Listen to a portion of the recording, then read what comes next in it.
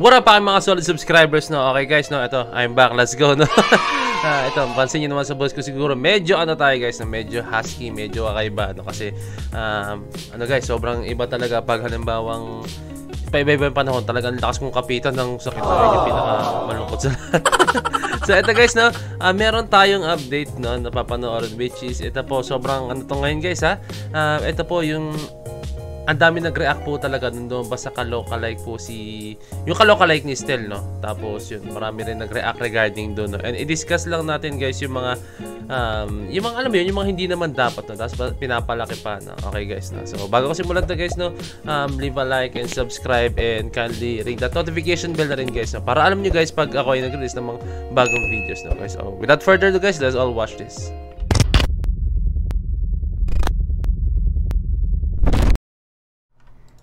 18 reaction Okay, to shoutout kay Miss O, ha? Shoutout kay Miss O. Showtime. Kanya po itong video to kay Miss O. Lumabas nga sa It's Showtime ka-localike segment si John Cyrus bilang ka-localike ni Stel.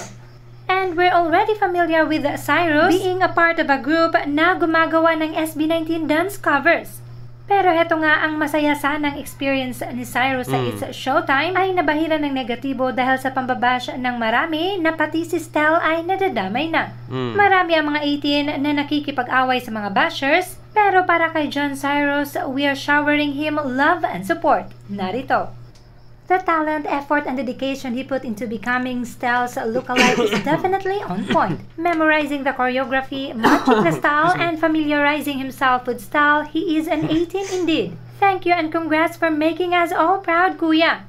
Congrats, Caps. Others may not recognize your greatness, but the 18 family definitely does. We are incredibly proud of your talent and skills. Keep believing in yourself. You don't need others' approval to know your worth. Correct. Those who truly understand and value your efforts will always appreciate and support you. We are very proud of him for pursuing his dreams in spite of the hate he has received in the past and sadly continues to receive. I pray that the Lord protect him from all harm, bless him with friends who will boost his morale and strengthen him at all times. Seeing how SB19 inspired people to achieve their dreams, I'm super proud as an 18. We know him. He and his group do dance cover of SB19 songs, and John is a big fan of Stel. I don't care what happened here dahil hindi ko napanood, but to see him na na-inspire kay Stel and SB19 is another proof na maraming na-touch na puso ang boys. Tuloy mo lang na abutin ang pangarap mo. Heto at marami pa ang nagpapakita ng suporta para kay John.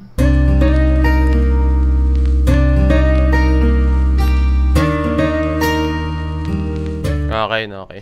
Meron tayo isang babasahin mamaya guys. So, parang ewan ko lang guys kung legit yun, no? Pero statement niya yun, okay. Bago ko simulan yun guys, no? Dito muna tayo sa pinaka-topic na po ito guys, no? Una sa lahat guys, para sa akin, walang masama sa ginawa niya, no? Walang masama sa ginawa niya. Bakit? Bakit walang masama, no? Kasi gusto niya lang ipakita yung passion niya, gusto niya ipakita na posible, no? Kasi may kita niyo sa kanya guys na talagang sobrang idol niya si Stel talaga guys. Sobrang idol niya si Stel, no? Or hindi man si Stel, kahit buong SB19, no? Pero for me guys, sobrang idol niya Stel. Sino ba namang hindi mag-idolize kay Stel, no? Syempre, grabe, napakatalentado guys, no? Pero grabe lang yung bashing na tatanggap niya. Hindi lang siya, no? Pati na rin si Stel, no? Talaga naapektuhan na rin po guys, no? Kasi lumabas siya sa ka-localike na alam mo yon. Although sabihin natin guys, no? Sabihin natin na let's be honest po guys, no? Hindi ganun ka na yung resemblance nila, like although na, okay, sige, I think yung, meron similarities, I think yung part na dito, yung sa John, no, siya, no, okay. And then, nag-best effort po talaga siya, guys, na halos maging kamukha niya si Stel, no. Pero, yun, no, at least napakita naman niya, guys, na posible, guys, no, na posible po, no. Pero pinakita niya rin, gusto ko rin, guys, is yung, despite na daming bashing na nangyayari, no, and nakita mo dun guys kung napanood nyo po yung video, no, grabe yung mga tao, like nagtatawanan, pero siya, cool lang po talaga siya, no, ayun po yung maganda, no, cool lang siya, hindi siya, talagang sports lang po siya, no, pero syempre, pinasok niya yun, kaya dapat alam niya yung magiging backlash ng mga ganong klaseng mangyayari, no, pero kasi, it's part of showtime po talaga, it's showtime na ganun talaga, like si, mga host talaga, is talaga talaga sila, palabiro, like, hindi naman to the point na sobrang personal nila na parang ko nila, no, may mga okray silang gagawin, no, pero hindi parang babawi sila. Ganyan yung nakikita kong atake nila eh. Like, okrayin ka nila, pero tapos biglang babanat sila ng pambawi. No? May mga ganun silang ginagawa. So, ayun, ang nakita ko doon is, ano siya, sports siya, sobrang sports. Pero, talent-wise guys, napakagaling niya. As in, napakagaling niya. Sobrang talentado niya. Yung the way na isinew niya yung Gento guys, grabe no. Napakagaling. Tapos, sinew pa niya yung room ni Stel, no. Tatawa ko yung pinipigilan siya ni Bong Navarro, no? Pinipigilan siya. Hindi ko lang panood dito guys kasi mga black po tayo, no. Alam niyo naman, no. I think sa ibang video, panoorin natin siya guys. Gawa na reaction video, I think, na papanoorin natin siya, no. Pwede yun. Sige, panoorin natin yun, no. Pero, ayun lang. In-explain ko lang guys na wala masama sa ginawa niya, no. Yung mga tao lang guys, I think yung mga taong nakahanap na naman po ng butas. May mga ganyan kasi, nakahanap na naman sila ng butas na para i-bash si Stel, ang SB19. No? Nag-aabang sila eh. Ngayon, nakahanap sila ng tiyempo kasi, di ba, parang ginagawa nilang, di ko alam kung tama yung term sabi ko, pero parang katatawanan yung nangyari, guys, no? Pero, tayong mga malalawak ang pag-iisip, no? May kita natin yung puso ng bata. May kita natin yung puso talaga ng bata na talagang ginawa niya yon dahil gusto niya. Sobrang idol niya Stel. Sobrang gusto niya mapansin siya ni Stel na. Or gusto niya lang din ipakita yung talento niya sa buong mundo. Okay?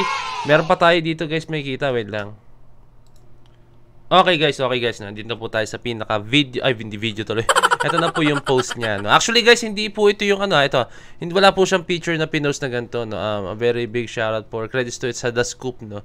Pero itong post niya to is talaga nasa profile niya po talaga, nasa wall po ng Facebook niya. Nag-post po talaga siya, no. So, ito po yung pinakalaman. Okay, basahin natin guys, no. Oh, my It's Showtime ABS-CBN experience, no. First of all, I want to say how grateful I am for the kind messages from everyone. This will be my last post and the last time I check notifications on all my social media accounts for a while. I'm quite sensitive to hurtful words, no? Okay? But I'm prepared myself for the possibility of negative comments before accepting the offer to be seen on national TV. So, alam na niya guys, no? Beforehand pa guys, bago man siya sumali doon, alam niya sa sarili niya na may matatanggap siyang mga ganyan na mga bashing, mga negative comments, or meron din naman din dyan guys na mga positive comments, no? Pero alam niya guys na meron din talaga, mas lamang yung yung mga negative comments. Kasi, ewan ko guys pero nasa Pinas kasi tayo. Ewan ko guys, yun yung kasi mga banat no. Nasa Pinas tayo kaya normal yan yung mga gano'n. Ayun yung nakakatuwa. Pero yun nga, aware siya na may ganong klaseng mangyayari na. Okay? I'm not upset by those who laughed at my appearance. Of course, our main goal at Showtime was to bring laughter and good vibes to everyone. Tama, agree. What really broke my heart though is seeing people create stories that somehow because of me, Kuya Stel might face more bashing, especially with these recent issues about fame, shame, or visual still being fresh. It's painful to read comments blaming me, saying that Kuya Stel will receive more hurtful remarks because of my appearance and nakakahiya daw sa fandom. With some even suggesting I shouldn't have participated. No? For me guys, no, ano niyan kumbaga hilig niya, no? So, bakit natin pipigilan ng isang tao kung gusto niyang gawin, no? So, ano siya, parang akala niya rin siguro kasi is magkakaroon ng magandang impacto, no? Pero meron pa rin talaga mga tao na hindi nakakaintindi sa goal niya, no? For me guys, is ang goal niya po kasi talaga dito guys is ma-showcase yung talent niya, maipakita niya guys na idol niya po talaga si Stel, no? Maipakita niya na mapansin siya ni Stel or mapansin siya ng buong SB19, no? Kasi syempre kahit tayo naman kahit sino naman, kahit ako guys, kung may idol ako, actually may idol talaga ako guys. So, lahat naman tayo may idol, no. Magpapapansin talaga ako para sa idol ko. Gagawin ko lahat. Hindi naman to the point na kung ano, no. Pero yun nga, gagawin ko rin yung mga ganong klaseng bagay, no, na inappropriate way, no. Pero hindi kasi sinasabi guys, hindi appropriate po yung ginawa niya, no.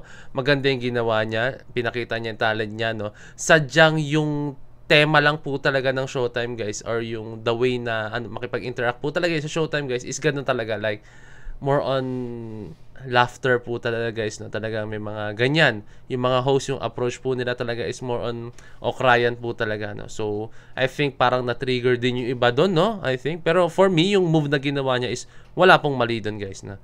Okay. FYI, ABS-CBN reached out to me. I didn't want to miss an opportunity to showcase my talents and share my love for performing with everyone. Okay guys, ABS-CBN reached out to me, no. So, yun. kahit sino naman guys, pag ginrab mo, share ko lang po sa inyo guys, share ko lang po sa inyo, no.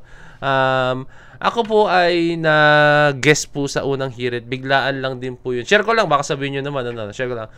Ginrab ko yun guys, God guys, no. So ganito guys, kung may, anong oras na ba ngayon? 9:20, ayun, kinabukasan, kunyari, ngayon. Actually, hindi kunyari, ganun talaga yung nangyari guys, no. Ganun talaga yung nangyari, no. I'm on my way home guys around 9 o'clock ng gabi. Galing po akong Bigutan. Naghatid lang po ako and then pabalik dito sa Makati, no. And then may nag-text po sa akin. Ay, nag-chat, tumawag po sa akin yung isang kakilala ko, no. Na isa unang hirit po guys is nangailangan daw sila ng dancers na magpe-perform po guys, no. And then yun, no. Walang dalawang isip guys, ginrab ko po talaga agad guys, no? Kasi ano yun, exposure din yun guys, no? Kumbaga para sa akin, big break din yun, no? Which is hindi ko pinagsisihan yung nangyari doon, no? Kasi talagang, alam mo yun, marami akong natutunan doon sa nangyari na yun, no? Sa mga solid subscriber ko, I think na may mga nakapanood doon, may nagsasabi nga sa mga comments na nakita kita ganun sa unang hirit, no? So nakaka-relate ako sa kanya. Talagang ginrab ko rin yun. Show siya, ginrab niya rin yun, guys, no? Once in a lifetime opportunity yun, ganun, no?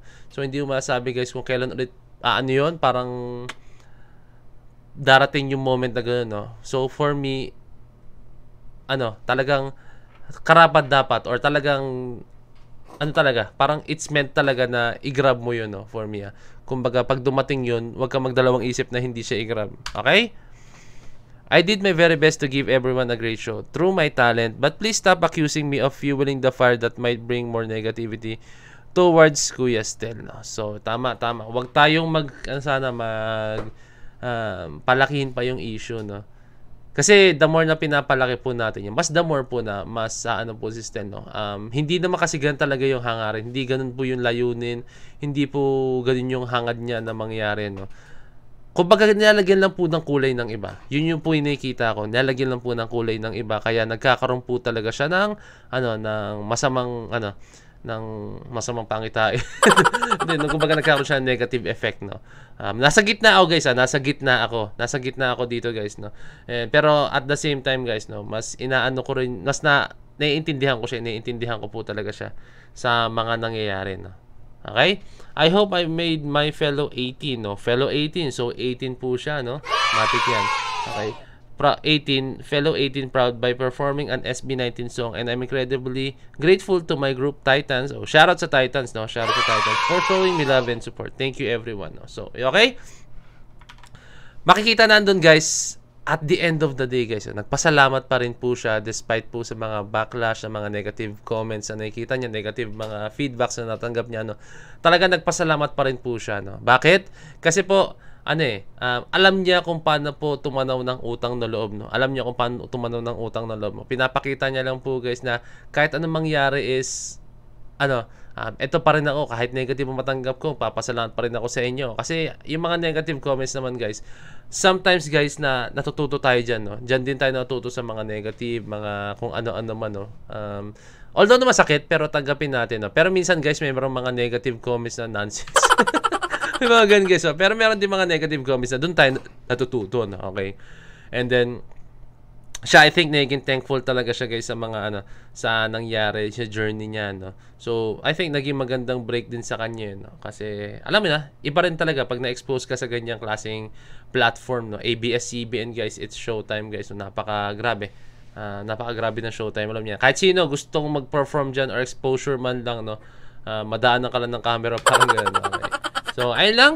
I hope, guys, na nagkaintindihan tayo doon. Nagkaintindihan talaga yun. I hope, guys, na talagang maging aware na tayo sa mga sabihin natin, maging mapangmatsyag tayo, wag tayo masyadong isa lang yung takbo ng isip natin, no? Lagi nating iisipin na lahat ng bagay ay nangyayari po talaga. Pero lahat ng bagay ay meron pong dahilan, no? So, ayun lang. Sinasabi ko lang po sa inyo yun para malaman nyo na hindi niya po ginawa yun para sa sarili niya, no? Ginawa niya rin po yun para sa atin din po, guys, no? Ginawa niya yun para sa atin, no? Para mas ma-showcase pa po niya mismo and mas lalo pong makilala po ang SB19, no? For me, parang niya rin, no? Although nakilala po talaga yung SB19 dito sa ating bansa and international, no? Pero syempre gusto lang niya iparating na maraming mga taong naglo-look up talaga sa SB19. Kung bakit sila ganon, no? Ayun. Marami naglo-look up sa kanila, as in, sobra, pinapakita nila, no? Kasi syempre, yung mga host, no, uy, grabe, no? Hindi lang pala sikat ang SB19 sa mga fans, pati rin po pala yung mga nakapag-inspire din po pala sila, nakapag-motivate sila ng mga tao, no, na bibigyan nila ng parang stepping stone na okay, sige, gawin niyo yung mga ginagawa namin para mas magkaroon kayo ng tawag dito, no? Para mag-fuel lalo yung passion nyo. Kasi ganyan naman lagi, guys. Kahit ako naman, guys, nagsimula ako sa pagkasayaw dahil sa Jabuo kasi napanood ko sila, no? Ginaya ko nagmaskara pa ako, and then doon nag-fuel yung fire ko, guys. As in yung passion ko sa pagsasayaw po, guys, no? Doon na po siya nag-fuel na, nagtuloy-tuloy na po talaga. Dahil lang sa paggaya ko sa Jabuo, no? Doon ko naisip na ang sarap pala sumayaw, no? Dahil lang, at the same time, parang ganun din yung pinaka-thought, no? Kaya, ayun na, na-share ko lang sa inyo. So, ayun, bago ko tapusin to, guys, kindly leave a like, subscribe, and kindly ring that notification bell, guys, para updated kayo pag ako'y nag-release ng bagong video. So, ayun na, maraming salamat. So, this is your Point of Bed signing out. Peace, that's it.